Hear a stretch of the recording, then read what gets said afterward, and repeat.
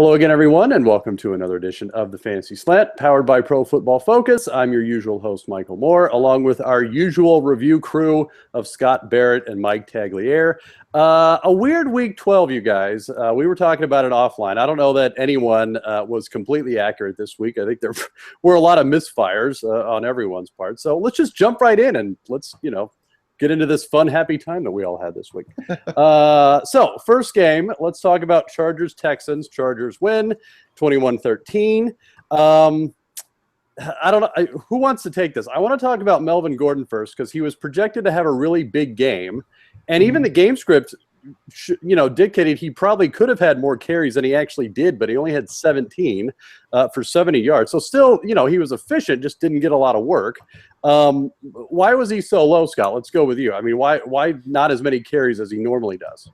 That's definitely the question. Just looking at this matchup, everyone thought he was going to go nuts, and he really, I think, should have. I thought he would at least, just given what we've seen from the Texans defense this year. They're a lot better against the pass than they are against the run. I think they're giving up the second most fantasy points per game to opposing running backs. The workload, why there was a decreased workload, I'm not really sure.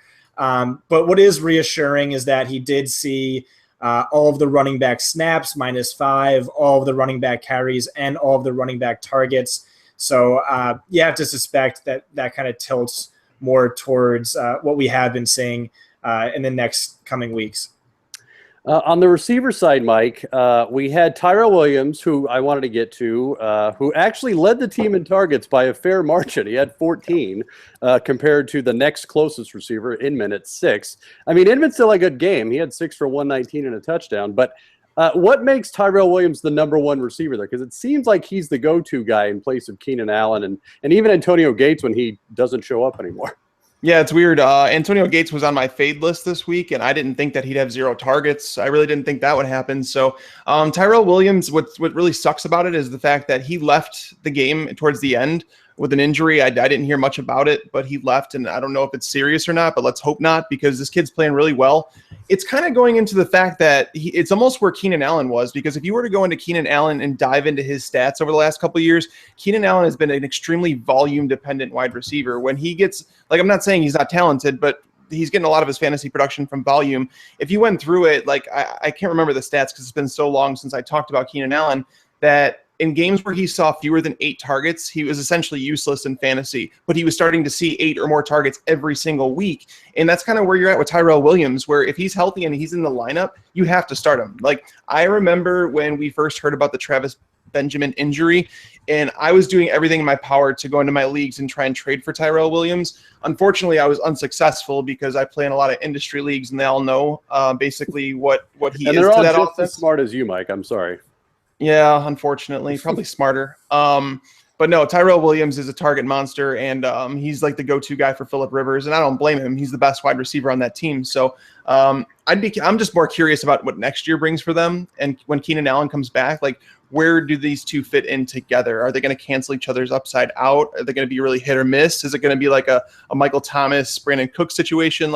We don't know, but Melvin Gordon, that was definitely an interesting week by him, just because he was coming off a bye week, and for a running back that has seen as much work as he had, you figured the bye week came at a perfect time. Just give him a week rest. The only running back that was active behind him was Farrow, so we figured he'd get a lot of work. He caught 4 passes. So Melvin Gordon, a lot of the fundamental things were right. He just didn't score a touchdown. I think if he scored a touchdown, everybody would look at this game a little bit different, because his yards per carry, 4.1, his yards after contact was right in line with his season average. So it wasn't a bad game by Melvin Gordon, just not one where he scored a touchdown. That's basically what it comes down to. Yeah. One more note on this game, and Scott, I want to go to you on this. So DeAndre Hopkins, 70 receiving yards, which sadly is his 3rd highest receiving total for the season. What's your opinion on Hopkins at this point in the season as far as starting him? I mean, we're not going to say drop him, obviously, but I mean, where do you stand on starting him? Is he, still a wide receiver? I mean, he's not a wide receiver 1, obviously, but is he wide receiver 2 territory? Is he flex? Where does he fit in for you? No, he's not. He's probably flex territory. And the only time I'll really feel good about starting him in any given week is if maybe the Texans have a high implied total, or they're up against some really bad cornerbacks. The issue is not only has Brock Osweiler been bad, but he's been even worse on his targets that are in Hopkins' direction. So for the season, Hopkins accounts for 25% of Osweiler's attempts, 25% of his passing touchdowns, but a whopping 62% of his interceptions this season. When targeting Hopkins, Osweiler has a 51.0 passer rating. I remember that stat. And what did Hopkins or quarterbacks that threw to Hopkins have previously? Wasn't it like in the 80 to 90 range? Yeah, it was definitely much higher. But I saw that stat, and it's pretty. And there's really no explanation for it. I mean, we all thought with Hopkins, oh, he's quarterback proof. I mean, with the quarterbacks he's had in previous years, but he's definitely proven us wrong now at that point. So, all right, let's move on to Dolphins 49ers. Pretty good game. Dolphins squeaked by 31-24. Mike, let's talk about Colin Kaepernick, because I feel like we do every week, and every week we say how good he is, and I feel like some people may finally realize that he's actually been pretty good this season.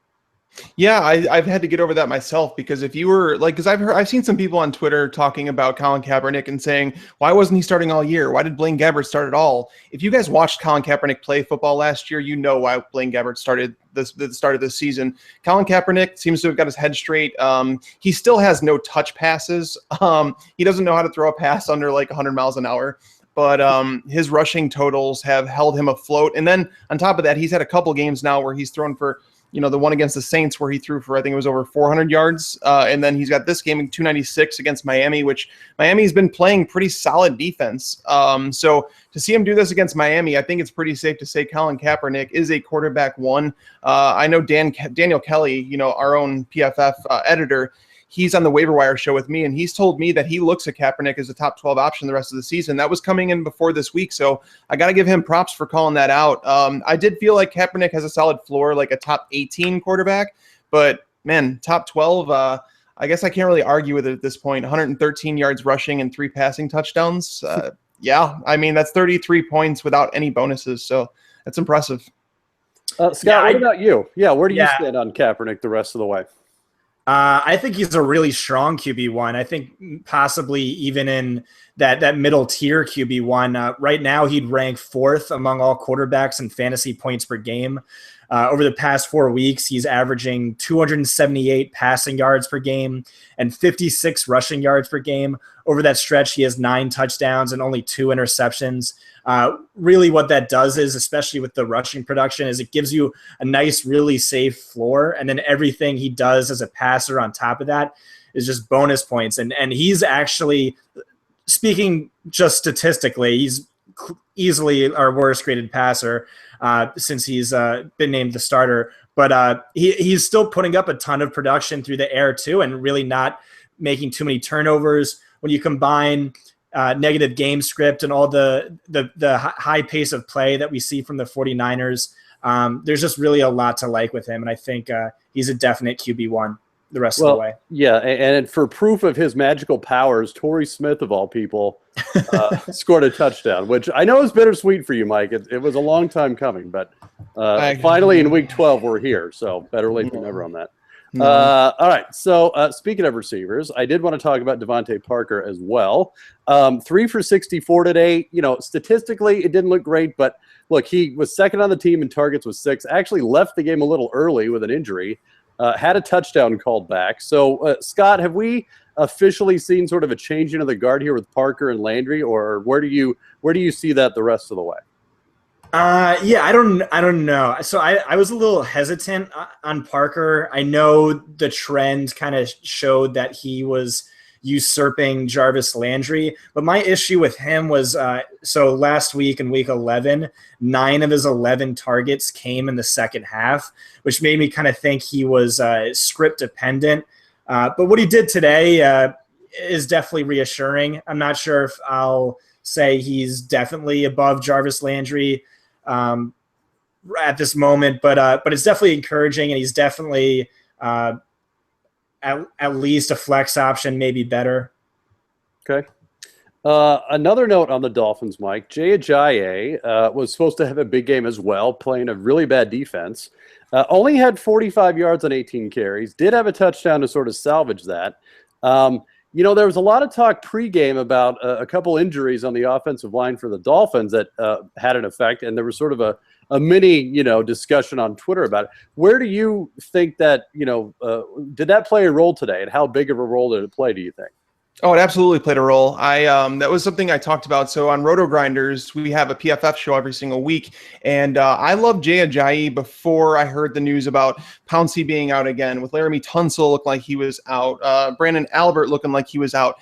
And when I saw the price for Jay Ajayi at 7,700 on like DraftKings, I started to fade him, and like I talked about it a lot. There was reasons to like Jay Ajayi this week, but there was also reasons to start fading him. Now, over the last 3 weeks, Jay Ajayi is averaging just 3.8 yards per carry. The offensive line struggles are real. He does need a lot of carries to get work. Like, that's just kind of like what it's going to be going forward. You knew he was going to get a lot this game. He fortunately scored a touchdown, because outside of that touchdown, it would have been a disaster for him. He scored just 12 PPR points this week. So for me, you have to have this offensive line healthy, because if he has a tough matchup like he's going to have next week, like I'm almost to the point where if the 3 offensive linemen are out again next week, I probably wouldn't play him against Baltimore. I'm talking about season-long leagues too. Jay Ajayi against Baltimore. Baltimore's defense is allowing just 2.7 yards per carry at home this year. This game will take place in Baltimore. So Jay Ajayi he's a risky one this week. There was a reason that Jeremy Hill was not on my list of priorities to play this week, even though a lot of people loved him for his cheap price. It was just, you don't want to play running backs against Baltimore, especially when you're missing 3 offensive linemen. So there are definite concerns about Jay Ajayi. Yeah. All right, let's move on. We've got Saints and Rams. Saints win 49-21. A pretty eventful game, I would say, for everyone except Brandon Cooks, Scott, who, despite playing his normal amount of snaps, had exactly 0 targets. So, and I think we were talking before the show, we all had Cooks at some point or another. So what happened? What do we do with this?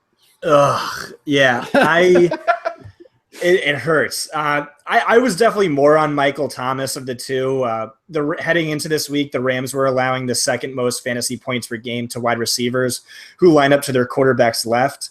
And Thomas runs about 55% of his routes from Breeze's left, which means he's going to face off against E.J. Gaines for about the majority of the game. And E.J. Gaines has been terrible this season. But I still loved Cooks as well. And he wasn't going to spend the entire day up against Tremaine Johnson, but why he had 0 targets in a game where Drew Brees threw for 310 yards and 4 touchdowns, I have no idea. I really just don't know. And I think this goes back to Mike's every week critique on Brees, and it's just that he's not as good as everyone wants him to be, and certainly not as consistent. Or on Cooks, yeah, not Brees, Cooks. Cooks. Yeah. Well, yeah, and I sort of liken it to another analogy that Mike had, which is the receivers there are like the Arizona receivers, meaning you just don't know which one is going to get theirs every week. There is no 1A there. There's a lot of, 1Bs and then another 1B and then another 1B. So, okay, so moving past, actually, no, keeping with the Saints passing game, let's talk about the tight end position, Mike, because this was also interesting. You had Josh Hill, who was third on the team in targets, second on the team in receptions and yards, 6 for 74. Meanwhile, Kobe Fleener, the free agent signee, had 4 targets and then caught all 4 for 59 yards while playing a lot less snaps than Hill. So, what happened here? And should we be worried about Fleener? I mean, I think we were all worried about Fleener going in, but This sounds like this is officially sort of a changing of the guard there too. It is like the oddest thing with like this whole situation, because it was we saw that Fleener's numbers were trending down for a long time, and then there was a spike in week 10 and 11. Fleener played over 50% of the snaps. He actually played 62% in week 10. So it was like, okay, are they going back to him? Because he hadn't been dropping passes. He'd been playing better. And then all of a sudden this week, he ran just 12 pass routes. Like I saw the line of 4 catches for 59 yards, and I thought, okay, that sounds like a typical Fleener game. Like, that's just kind of what he is now. And if he doesn't score a touchdown, he's kind of worthless. But then Nathan Yankee of PFF tweeted out the snap counts, and I was like, what? Like, what happened? Because he was 3rd in snaps behind both Josh Hill and John Phillips this week. So I don't know what's going on there. I have no idea what happened with Brandon Cooks this week. I don't know what happened with Kobe Fleener. Yes, I know that they were cutting down his snaps before, but it seemed like they were back on the rise. It was just such an odd game. And it may have had something to do with the fact that they were playing their old defensive coordinator. Maybe it was just like Sean Payton had to change something with the offense where Greg Williams, the defensive coordinator of the Rams, just wouldn't understand what they were doing. Like maybe not use the tight end, their main tight end as much, maybe not use Brandon Cooks as much. I have no idea, but obviously whatever they did worked because they scored 49 points. Yeah, I was going to say, maybe it was like a screw you game to Greg Williams from Sean Payton. You know, like, hey, I can beat you with my second string tight end and not They even had the trick play when they were up like over 20 points in the fourth quarter. Right. Which I don't like, that had to be a dig, right? Like, there's no other reason you do a wide receiver pass when you're up 3 touchdowns against a rookie quarterback, right? I feel like it is. Yeah, no, that was definitely a big slap in the face. Yeah. Speaking of that rookie quarterback, Scott, I want your opinion. Jared Goff, his first start, went 20 of 32. I'm sorry, not his first start. No, what? His second start. I'm sorry. But his first touchdown pass, in fact, he had 3 of them. He did have an interception. He did have a lost fumble. I don't know. I mean, it was kind of a tale of 2 halves, really, if you look at it. He did really well that first half. I think all 3 of his touchdowns came in the first half and then completely dropped off a cliff the second. So what do we think of him going the rest of the way? Yeah, I mean, he's not a QB1. Maybe what this tells me is he can score, he can throw for 3 touchdowns in the Superdome, but a lot of quarterbacks can do that. Really, all this means to me is I'll consider him as a streamer in week 16 against the 49ers. Outside of that, I don't think he's an every week option. Okay. All right, let's move on. We've got Giants and the Browns. Giants win 27-13. Scott, let's go to you first, actually, with Terrell Pryor, because I saw your tweet in response to Janoris Jenkins, who was responding to Terrell Pryor. Pryor actually had a pretty good game, 12 targets. He had over 100 yards again. But give us that stat when he was going up against Jenkins, because I thought it was pretty interesting.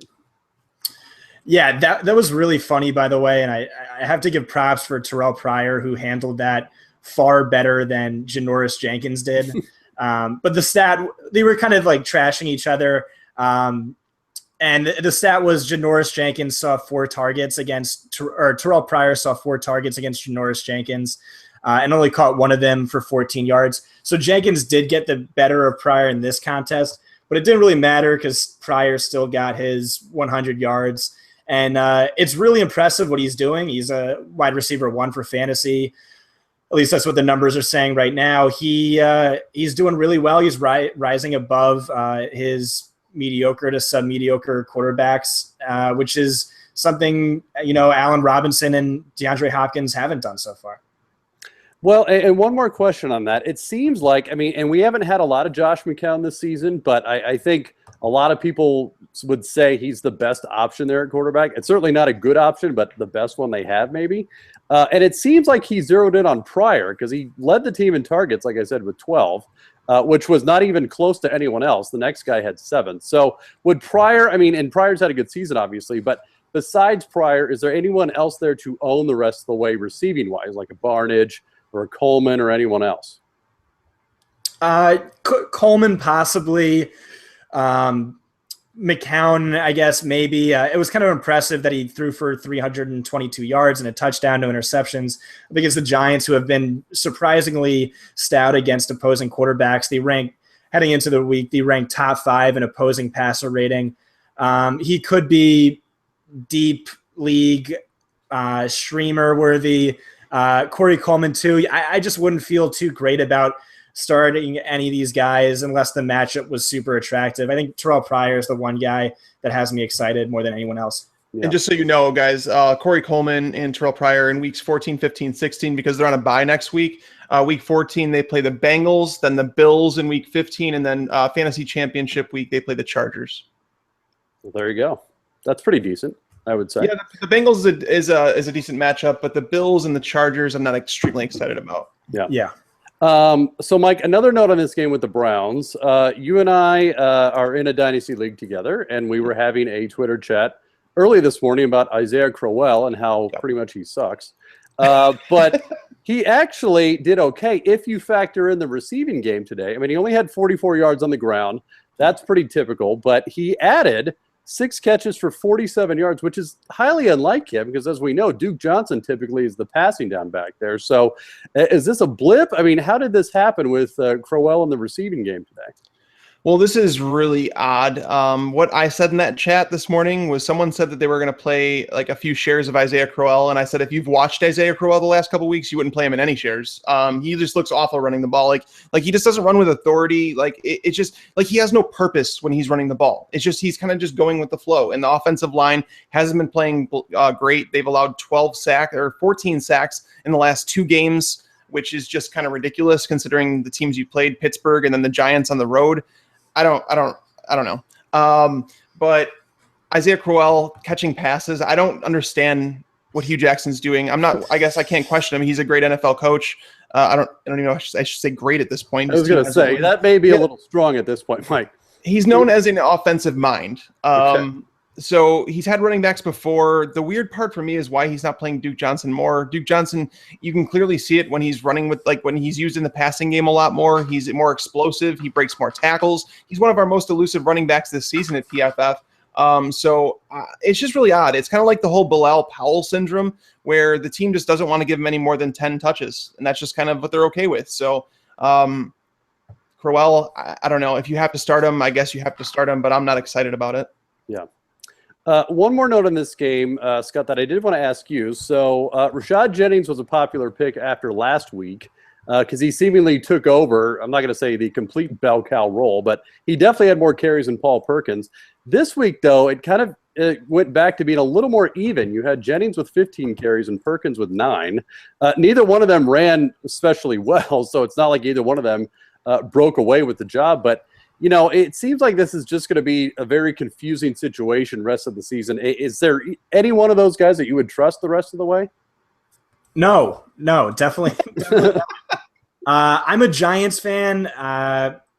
Been watching this team since I was like 5 years old.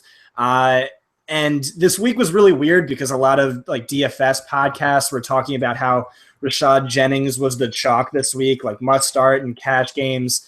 And I just never really bought it. If you looked at his percentage of running back opportunities this season, he had 65%, 44%, 50%, 70%, 50%, 66%, 82% last week. So everyone's just buying onto him just because of this one big, almost bell cow game last week. And then this week we saw, look what happened. He had 60% of the running back opportunities, pretty much his average for the entire season.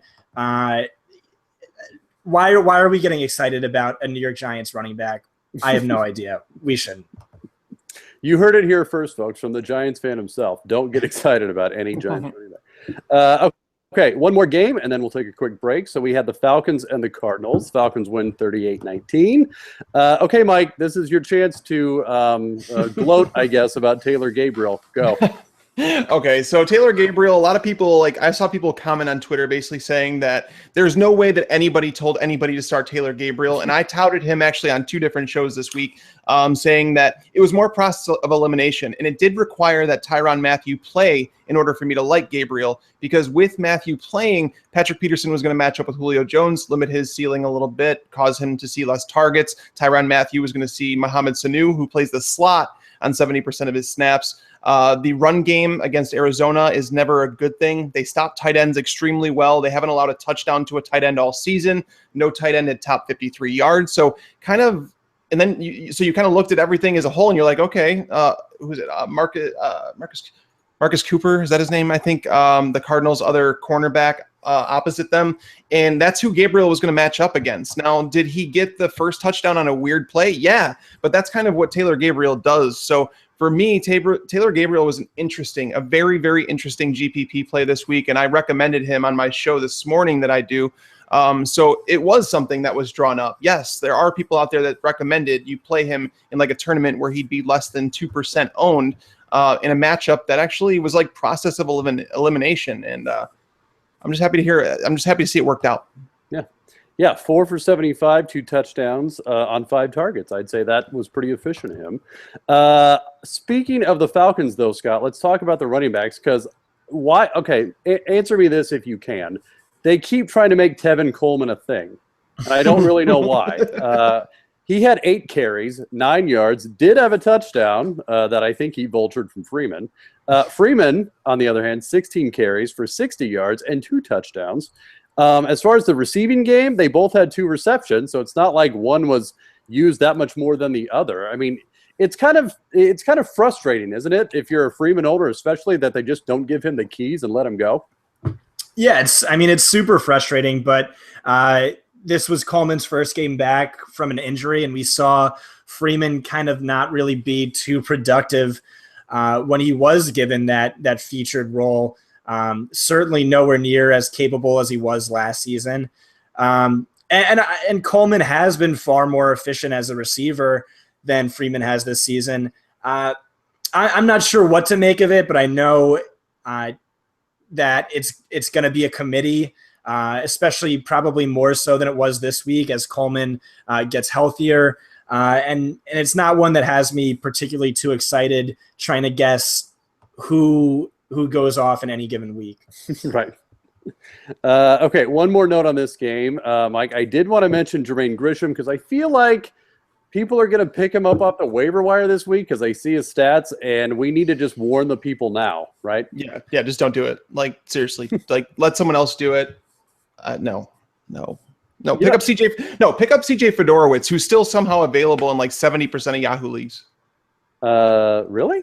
I swear, I kid you not. Every time I look at it, I'm in like shock. I'm in this 112-team league, industry league, and somehow he was on the waiver wire this week. And I think it just goes to show that like we're in so many leagues that I don't often pay attention to who's on the waiver wire as much as I should. I'm more focused on kind of my work. But I picked him up. He didn't have a huge game this week, but yeah, for some reason he's not highly owned.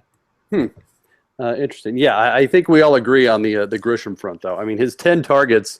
I think, he had 25 all season heading into this game.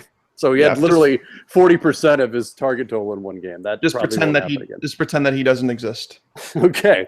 Going back to Fedorowicz, remember my stat about how Brock Osweiler has a 50-point-something passer rating when targeting DeAndre Hopkins? Yeah. It's 112-point-something when targeting Fedorowicz. Yeah. So you're saying he's a better receiver than DeAndre Hopkins? That's exactly what he's saying. Okay. Heading into last week, it was 52.6 for Hopkins, and then Fedorowicz led the team with 117.1. Yeah, so obviously he's a better receiver than Hopkins. Obviously. So, okay, let's take a quick break, and we'll be right back with the balance of Week 12. Okay, everyone, welcome back. Let's move on to the Ravens and the Bengals. The Ravens win 19-14. Scott, so this was sort of our first chance to see what the Bengals would do in the passing game without A.J. Green, who's out with that hamstring injury. I would say it went about as we expected. I mean, you had Tyler Boyd, who led the team in receiving, or was second on the team, 5 for 62 on 9 targets. Tyler Eifert obviously saw a lot of action, 5 catches for 68 yards and a touchdown on 11 targets. They did play a pretty good defense. So is this going to be a typical line for those two without Green, or could they do even better in the following weeks? Didn't LaFell have 9 targets too? Did he? I think he did. Maybe. I'll look that up. Okay, so LaFell had 9 too. So it was a near even split between them. And I did want to mention that Boyd played over 80% of his or ran 80% of his routes from the slot. So he's not going to be bumped outside with A.J. Green out. He's going to stay in that slot role. Honestly, I think this was a super disappointing day for both of the receivers. Boyd was going to face off against Gerard Powers outside, and LaFell was going to spend time against Sharice Wright, who's been easily the worst cornerback this season from a streaming against fantasy perspective. So with Jimmy Smith out, it was super disappointing that they didn't do more than what they did. Tyler Eifert, I love Eifert, love him every single week. You always hear me talk him up. Has ridiculous tournament upside for DFS. He's the one guy I'd be excited about, though I think really AJ Green's absence hurts everyone on this team, especially Andy Dalton. And Jeremy Hill, I just wanted to mention too, he did get hurt this week, and he only rushed for 21 yards, but it was super encouraging to see him come away with 6 receptions for 61 yards. I think he had a really tough matchup this week against the Ravens, who Mike has already talked about. But I think going forward, he's pretty much an every week RB1, seeing that he at least inherited this week Gio Bernard's passing game involvement. Okay, well, and that was actually going to be a question of mine, is what do you think of Hill's value the rest of the way? He does play the Eagles, the Browns, the Steelers, and the Bengals in the next 4 weeks. So knowing that, though, you're still pretty comfortable with him being an RB1 the rest of the way. Yeah. Okay. Speaking of running backs, Mike, let's talk about the Ravens running backs real quick. I feel like Baltimore really, really wants to give it to Kenneth Dixon, but he just isn't. He's not taking it because him and Terrence West had nearly identical stat lines today. Both had 13 carries. Both had either 48 or 49 yards. Dixon had 4 catches for 31 yards. Terrence West had 3 for 16. Both had 4 targets.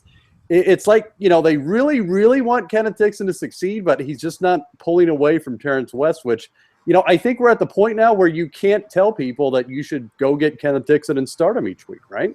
That's actually an argument that we had on the waiver wire show because a lot of people were against me because I'm a huge Kenneth Dixon fan. I believe that he should win this job. I think that he should be the one carrying the ball going forward. But it's like Baltimore doesn't want to give him the keys to the car and say, here you go. They're slowly, every single week, they're increasing his workload. Like this week, he played more snaps than Terrence West did. He saw the same amount of carries. He caught one more pass than Terrence West did.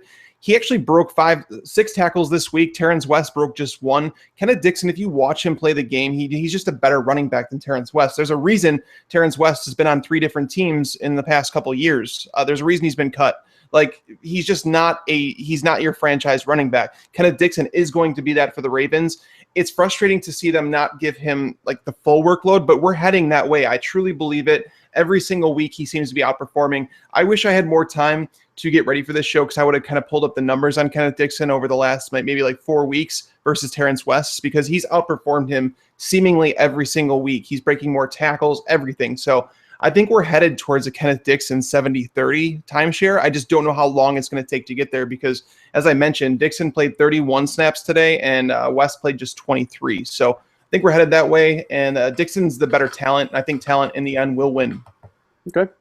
All right, let's move on then. We've got Bills and Jaguars. Bills win 28-21. Scott, this was the return of Sammy Watkins after a long injury absence. He went 3 for 80. I think he only had 3 targets, so he made the most of them. Hopefully he's healthy the rest of the way, but, obviously they're not a pass-first offense. So what do you think of Watkins the rest of the way? He had a decent day today, but can he do that every week going forward? Yeah, I think he can. I'm in love with his talent. He was insanely efficient last season, and over the second half of last season, he did start seeing that kind of elite wide receiver 1 workload in terms of targets.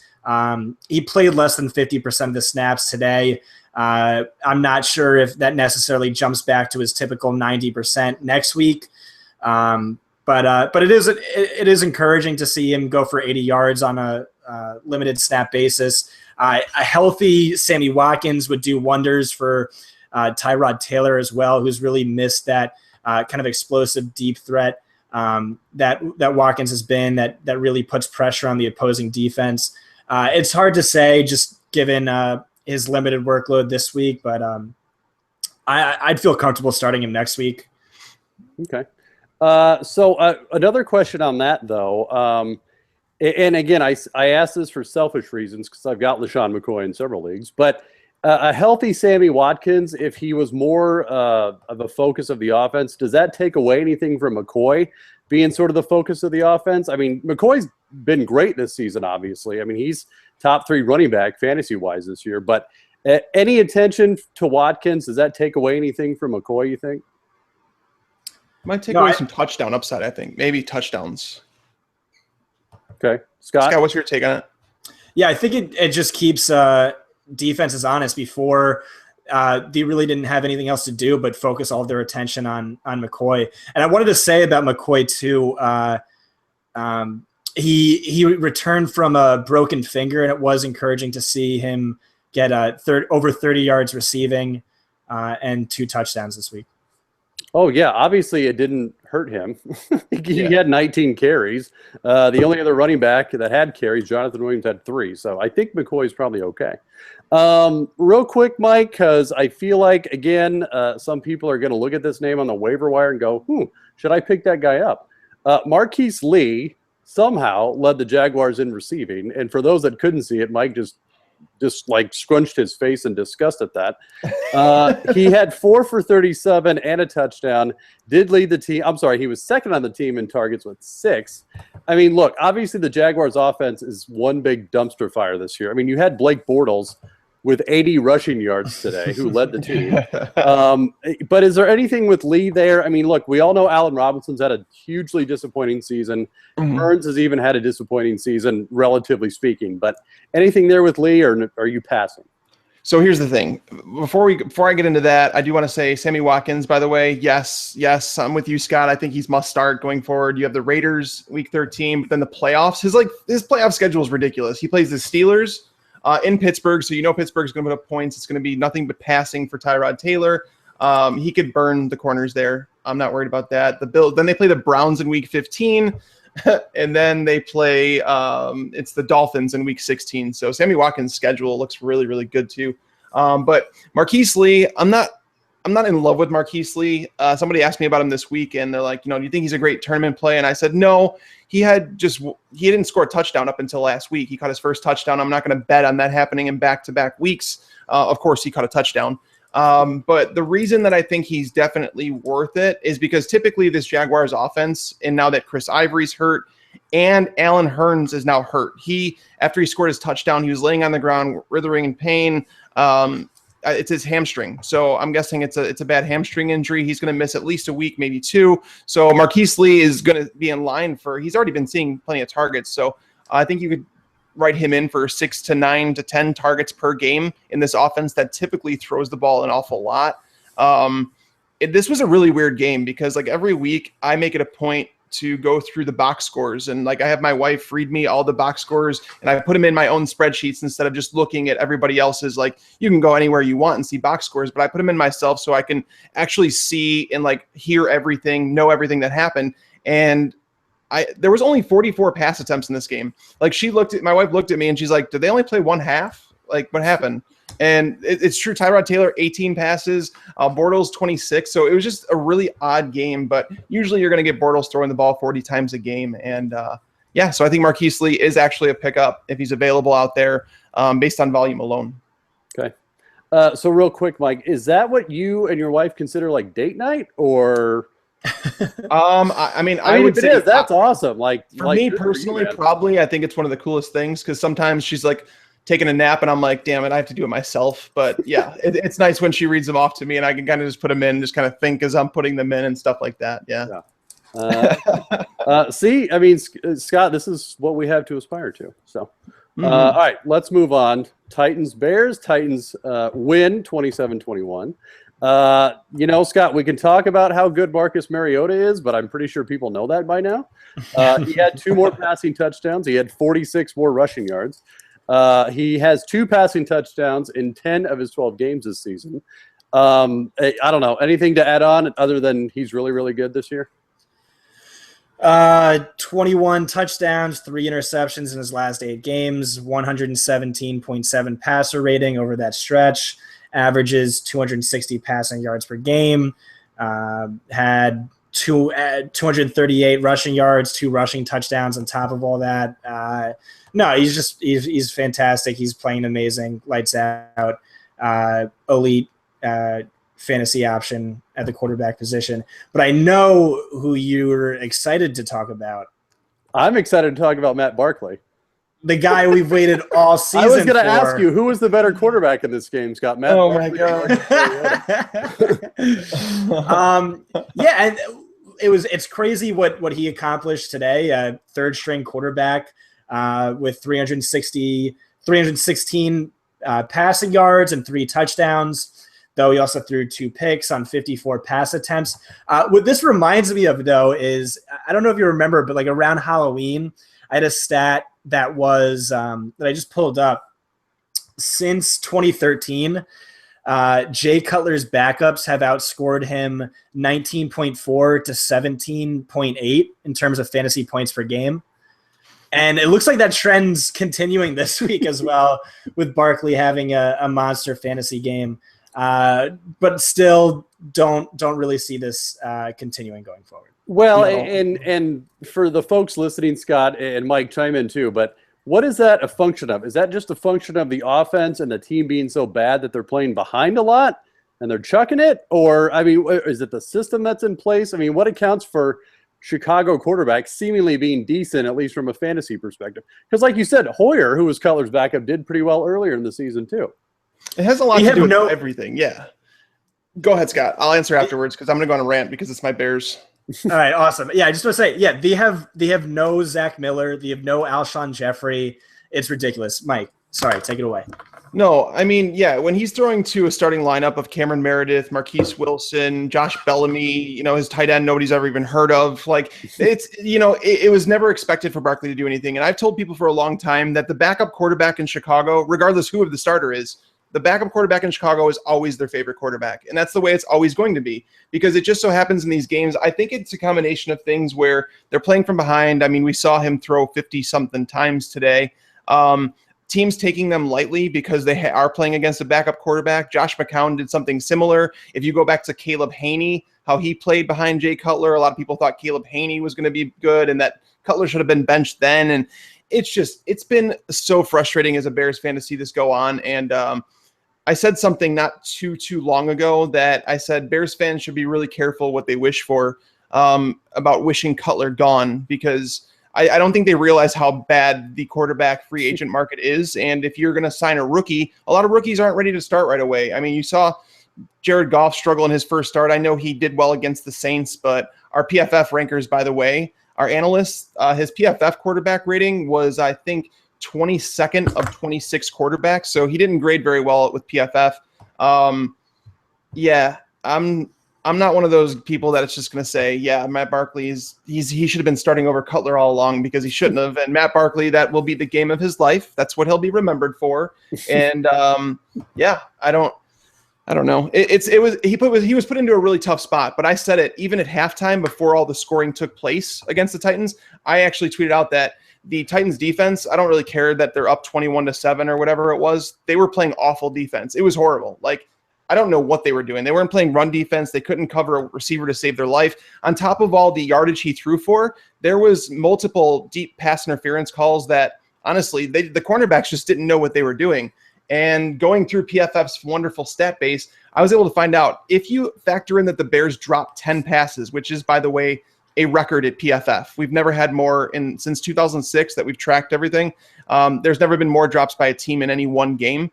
If you were to factor in like the yards in the air, like where those drops took place, Matt Barkley would have actually thrown for 409 yards and 4 touchdowns.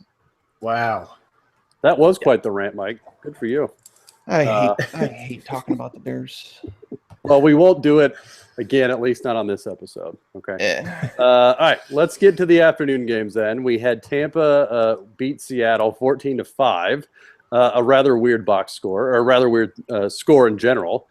Scott, a lot of people were on Rawls this week. I think we talked before this episode a lot. I mean, the three of us were, I think, too. But it just didn't happen. 38 yards on 12 carries. It seemed like he had a good matchup, and obviously with Procise being hurt and Christian Michael being cut and even Tremaine Pope being hurt, it seemed like they were going to be, working him pretty hard, but it just didn't happen. So what happened there? I mean, was it game script? They were down most of the game. Was that part of it? Why would you ask me this question? every single week, the one, my worst call, I'm like, hey guys, really don't want to talk about Rawls because it's week. Therapeutic, Scott. You need to work through it. Okay? All right. I love Rawls. Rawls is like one of my favorite players. Like, you weren't alone, Scott. It wasn't like, you were the Lone Ranger on this. I mean, everybody was, but it didn't happen. So last season, Rawls among all rookie running backs to have at least 100 rushing attempts. Rawls' yards per carry rate last season ranked second, either all time or over the past 50 years, just behind Maurice Jones-Drew's rookie season and just ahead of Adrian Peterson's rookie season. Really, I've posted a million stats about this. It was a ridiculous rookie year, and I thought everything looked great this week up against the Buccaneers, who were our worst graded run defense. I'm not sure what happened. I think game script definitely played a role. And really, this was maybe one of Russell Wilson's worst games of his career. So really nothing went right for this team. Definitely a disappointing day. I don't think I have much to add outside of that other than I'm sorry. Well, hey, to be fair, though, Thomas Rawls did average 2.8 yards after contact, which is a very, very respectable number in the NFL. So it wasn't on Rawls. He was basically getting hit less than half a yard from behind the line or in front of the line of scrimmage. So a lot of it wasn't on Thomas Rawls this week. Well, and if anything, look, it just means that breakout game is delayed by a week. I mean, they have a tough schedule. They have a tough schedule, though. Yeah. Okay, Scott. Well, then I'll make it up to you. So let's talk about something good from this game. Mike Evans had a great game, 8 catches for 104 yards. What? Why would you ask? No. Evans was projected to be shadowed by Richard Sherman and inexplicably gets 8 receptions for 104 yards and 2 touchdowns. That makes no sense. And I had 0 exposure to him anywhere, and I'm very angry about it. Okay, Mike, can you maybe tell us what happened there? Like Scott said, he wasn't projected to do well. Not a lot of people were in on him, if any. So what happened? Is it just, and I know, look, you've sort of gone back and forth on Evans throughout the season too, because he's a very, I'm not going to say polarizing, but people have different opinions on, hey, is he truly elite? Is it a function of the system, etc.? So what happened today? I've been on record as saying that I think Mike Evans is a product of a lot of targets, and that I didn't think that he was an extremely, I don't think he's a top 5 talent at wide receiver in the league like some people do. I still stand by that. He played a very good game this week. I'm not going to take that away from him. He looked really good. He was pumped for the game and all that, but the real mistake here was by Seattle. They did not shadow him with Richard Sherman. In Sherman's coverage, Sherman allowed just 3 catches for 41 yards. One of them was a touchdown. So the damage that he did wasn't really against Richard Sherman. And the reason this happened is because they were without Michael Bennett, so the pass rush suffered a little bit. They were without Earl Thomas, who basically has been the safety blanket behind the cornerbacks for forever, because it was his first missed game in his whole career. So he's always back there. On top of that, Deshaun Sheed, which is the other cornerback on the other side of the field, who's arguably been maybe even better than Richard Sherman this year, he was out for this game. So they were missing 3 important components to their pass defense. So for me, I felt like Evans was an interesting tournament option, but I said, my statement was this, and I stand by it. I said that I did not believe that he was more talented than Richard Sherman is. And that if Richard Sherman covered him, I wasn't confident that even if Mike Evans saw the targets, that he would be able to beat Sherman often. So that's why I felt he was strictly a tournament option, a contrarian play at that. But again, Scott said it, they did not shadow Richard Sherman with him, which is quite odd. I just don't get it. He's the clear-cut number 1 option. Were you worried about Russell Shepard? Were you worried about Adam Humphries? What were you worried about? I don't get it. I don't know. Week 12 can seriously just disappear. And by the way, can I make a point? We got to get through 2 more games, Mike. So after that, then we can make it disappear. I just want to make a point real quick. I just want to tell everybody out there, those are the people that are out there right now changing whatever it is that you do every single week, changing your process because of what happened in this week. Don't do that. It's 1 week. It's an outlier in what has been a very predictable season by my count. I feel like it's been a season where a lot of things have happened kind of like they were supposed to. Some things are off, but this week was just out there. Just don't take too much from it. That's my advice on this week. Yeah. Okay, 2 more games, you two, and then we'll be done forever with this week. So the Raiders win a good one, 35-32 against the Panthers. Scott, I don't know if you had exposure to these 2, but just give me a heads up if you did.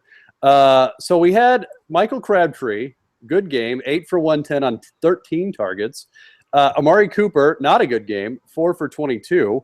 I mean, obviously, it's sort of a back and forth with those two as far as who produces more for the Raiders. But was there any rhyme or reason for Crabtree outperforming Cooper in such a big way this week, or what? How can we explain that? No, I don't think so. I think actually even Cooper had a slightly better matchup on paper based on the cornerback he was projected to spend the majority of his routes against. I just think this is kind of what it is. They're both really good wide receivers. I think the target's going to be fairly even, and I think Crabtree's going to get the majority of the work in the red zone, and Cooper is going to get have the more explosive plays. And I think that's just what you have to know when you're deciding on which wide receiver to start in DFS, for instance, or if you have them in season long. Don't get too down on Cooper this week. Chances are probably Cooper has the bigger week next week. So, don't overreact to this. Yeah, that's it. Okay. Another part of this game I wanted to talk about, and both of you feel free to chime in, but Cam Newton, another not great game, but especially on the ground. I think he had, 6 yards rushing? Yeah, 6 yards rushing. Did have a rushing touchdown, but his game is usually built around him running. He's had great running statistics his entire career. The lowest yardage output for him on a season is 539. This year, only 268 on the ground. So, and Mike, we'll go to you first, but Scott, feel free to chime in. What is the cause of that? Is it, he's just trying to play it safer? Is he, worried about the hits? I mean, what do we attribute that to? Because that takes away a big part of his game. Yeah, no, it really does. Cam Newton has been one of the biggest disappointments of 2016. He's regressed as a passer. He looks awful. The last 2 weeks, he's completed sub 49% of his passes. It was just 42% against the Saints in week 11. And then he had Oakland here, they're not like a shutdown defense or anything. They've been getting better as the weeks have gone on, but to complete 48% of passes against them is kind of uncalled for. And honestly, if you remove the one play to Ted Ginn, I think that was an 80-plus yard touchdown. It might have been a 75-yarder. But if you remove that, he had an awful, awful game. Typically, you could rely on him for his rushing totals, but we're at the point now where, honestly, he's not a QB1. And if you were to take fantasy points per game, Colin Kaepernick has been a more consistent quarterback than Cam Newton, which is just, I don't think anybody could have predicted that. We are now headed into week 13. Cam Newton has thrown 13 touchdowns, 8 interceptions. He's not running the ball very much. So it's at this point where you actually have to say, do I start Cam Newton or some streaming option who has a good matchup? You know what I mean? Like Derek Carr, I probably would have started Derek Carr over Cam Newton this week. There were a lot of guys that I probably would have started over Cam Newton this week, but it's getting to the point where it's worse than I thought. It doesn't help that he's missing his left tackle, Michael Orr. He wasn't playing very well to begin with, but Khalil, the center, he's out. So I find it odd they just now started getting Ted Ginn the ball a lot more, because obviously that worked very well for this offense last year. You would think that adding Kelvin Benjamin to, Devin Funchess and Ted Ginn, it would have helped. The disappearance of Greg Olsen, I don't understand. He was someone I thought would have a bounce back week, but this Carolina team's just in disarray. Their defense is awful. Their offense is awful. And to top it all off, to top this week 12 all off, Jonathan Stewart had a good game. Which should never happen. No, it really shouldn't. Scott, what about you with Cam Newton? I mean, is he, low-end quarterback one, or not even to that point with you?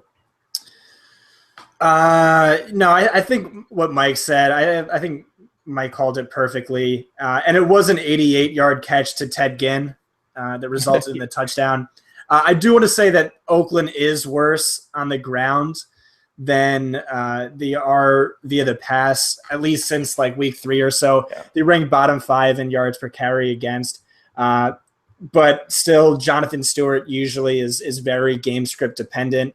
So it's odd to see him go for 96 yards and 2 touchdowns. Latavius Murray, Mike's boy, all he does is score touchdowns. He did get a touchdown. He also had 4 targets. Not much else to add to this game outside of what Mike already so eloquently said. Well, and one more note, and then we'll move on. I thought it was interesting. DeAndre Washington wasn't even active for this game. He was a healthy scratch. So hopefully that gives a little clarity on that running back position for Oakland, because I know it's they've had that sort of that three-headed monster for a stretch there that nobody knew who was going to get more carries, but it looks like it may be normalizing at this point. So, all right, last game of the weekend, we had the Patriots beat the Jets 22-17. Mike, it seemed to be the Malcolm Mitchell show. He had 5 for 42 and 2 touchdowns on 7 targets, but I thought it was interesting. Chris Hogan also saw some time, and the thought was, oh, Chris Hogan and Malcolm Mitchell are going to, there has to be one or the other. They can't both play and function and be productive, but they actually kind of were. So what do we make of this? Was it because Gronk, appeared to re-injure himself or what? Yeah, absolutely. That's what it was, because Malcolm Mitchell, I want to say both of his touchdowns came after Gronk was out. And I think that I know at least one of them, if not both of them, came after Martellus Bennett was also injured. So I think that's the reason that you saw both Chris Hogan and Malcolm Mitchell be able to post, solid totals. It's so odd because Tom Brady, the more I looked at him this week, the more I started to kind of dislike him. So that's why I was off of Malcolm Mitchell. Like from a fantasy perspective, not like on a personal level. No, right. Because Brady, the last 2 times he had visited the Jets, and they haven't been really a great pass defense for a couple years now. The last 2 times he visited there, he hadn't even scored 14 fantasy points in either of the games. He threw 1 touchdown in each of the last 2. One of those teams was coached by Todd Bowles, so things kind of matched up pretty well with how, basically, with Gronk being almost like a decoy, he looked like he was fine at the start of the game, but you would, on paper, if you were to just take the names out of it and put their stats up next to each other, it would have seemed like, oh, this quarterback should kill this defense. He should murder them. Like, he throws for a ton of yards per attempt. They allow a lot of yards per attempt. They don't have a cornerback that covers a number 1 receiver, all that stuff. But it's just something about the Jets. It's a divisional game. Typically, they're closer than people want to think that they are. And again, he was on the road. So Malcolm Mitchell is definitely going to be worth a pickup going forward. He saw 7 targets in this game, so he's definitely worth a pickup. But I still think it's going to be a volatile situation. You're looking at something like the Saints, where you really don't almost like, I'm not going to even say Brandon Cooks, because I don't think that he's got a 170-yard upside, but something like that, where it's going to be very volatile week to week. And with the fantasy playoffs coming up, that's not really something you want in your lineup. You don't want to rely on a guy that can score you 10 points or 10 yards, 1 point, or he can score you 16.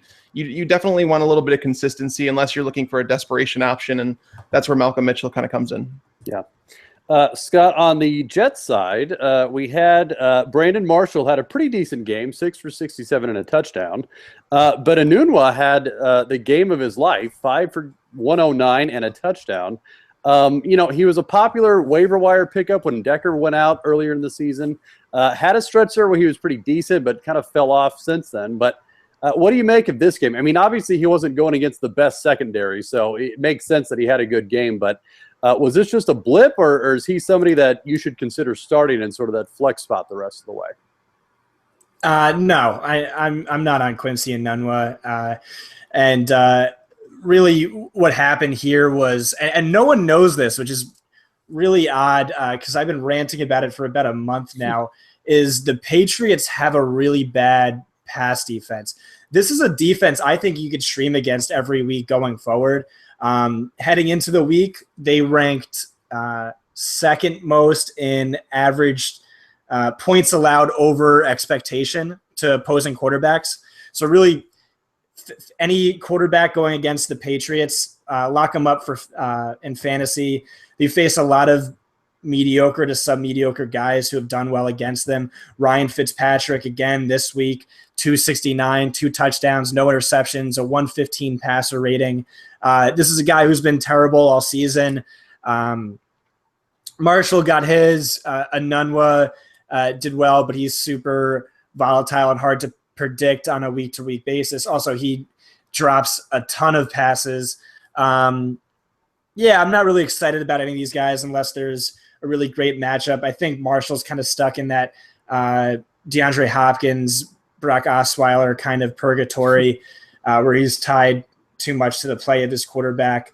I just wanted to add, too, what was disappointing for me was I was hoping Deion Lewis was going to out-target James White and kind of like solidify that pass-catching role, but it doesn't appear that's the case. He had 7 targets, which is great, but James White had 9. And I think if something were to happen to James White, Dion Lewis could be an RB1, but right now at least just avoid. Like yeah. Well, no, and that's a good point because I know we probably all had several questions about Lewis and about White, and until there's some more clarity there, I don't know that you can trust either one of them, at least consistently. I mean, that offense is just so, I don't know what the word is, I guess democratic, that they pass the ball around. They really do. I mean, you've got Edelman, who is a good bet to lead the team in targets, but behind him, it's just all over the place. So can we also talk about Edelman too, who of course easily has a career low in yards per target average? Okay, go. That's super disappointing. I kind of just wanted to hear Mike's take on it, and then I'll throw in some stats afterwards. I felt like he was a good positive regression candidate with Tom Brady throwing as many touchdowns as he's been, with Edelman seeing, he's averaging over 9 targets per game. And that basically was before seeing 11 targets this week. He saw, 17 last week against San Francisco. So the fact that Gronk hasn't been able to stay healthy is definitely causing those numbers to inflate. Now Gronk's, it's a back injury. They're saying it's different than the chest injury. Martellus Bennett looked to suffer an ankle injury. So I know that he's averaging less, and I wasn't even a big fan of Edelman coming into this year. I ranked him outside of the top 20 wide receivers, and it was really not considered to be one of the better takes that I've had, but it's really panned out. I knew there was going to be some touchdown regression, but we're now at the point where he's actually underperforming where I thought he'd be in the touchdown department. So he is somebody that I'd like to own down the stretch because it's pretty rare to find a wide receiver that's guaranteed 8 targets per game. And not just that, but he's getting them from Tom Brady. So, if his DFS price came down a little bit, I'd like him even more. But yeah, I think he's a safe option almost every single week. Yeah. So I was super on him last year, and I agreed that there should be some touchdown regression, but I didn't really think it mattered. Last season, he ranked 5th among wide receivers on a fantasy points per snap basis. If you take out week 10 when he left early with an injury in the first quarter, I believe he would have ranked 6th among wide receivers on a fantasy point per game basis. This season, he's getting a ton of target, which is exactly what we wanted and we're looking for. My issue is he just hasn't been good on those targets. He's averaging 6.1 yards per target. From 2012 to 2015. He averaged 7.3 yards per target. It's just super disconcerting, and it has me questioning if this might be somewhat related to the ankle injury, I believe it was, he suffered earlier in the season. His foot. His catch rate's down a little bit. He's typically around 72, 73%. It's down to 68, so he's catching less passes. And honestly, if you've watched some of the recent games, even my wife it's funny, I was talking about her, but she was able to point out that Tom Brady was not himself today. It was the same thing against San Francisco. Tom Brady did not look very good. So I'm wondering, I thought it was just Patriots mumbo jumbo, the fact that Tom Brady was missing practices, that he's listed on the injury report. But honestly, with the way he's played the last 2 weeks, I wouldn't put it past the fact that he actually is playing through something, because he's typically a guy, if you keep him clean in the pocket, and they pretty much did today for the most part, he's usually pretty accurate. And today he didn't look like it. And I watched that San Francisco, the whole game. And I know it ended with 4 touchdowns and all that, but he didn't look sharp in that game either. He had 50 pass attempts this week and only 286 yards. Yeah, 5.7 yards per attempt. Yeah.